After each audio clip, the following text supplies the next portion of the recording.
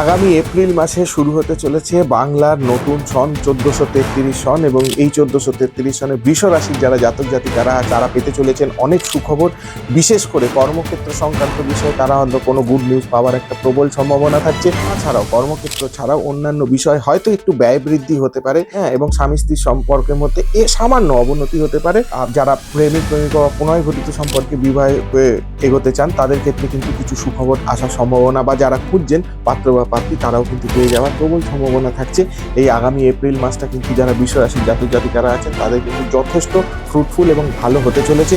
প্রতিকার হিসেবে আপনারা যদি কোনো কিছু ধারণ করতে চান, আমি অবশ্যই বলবো আপনারা হিরে বা হোয়াইট জারকান ধারণ করতে পারেন। তবে হ্যাঁ, যে কোনো স্টোন ধারণ করার আগে অবশ্যই কোনো না কোনো অ্যাস্ট্রোলজারের সাজেশন নিয়ে তারপর যে কোনো গ্রহরত্ন আপনারা ধারণ করবেন।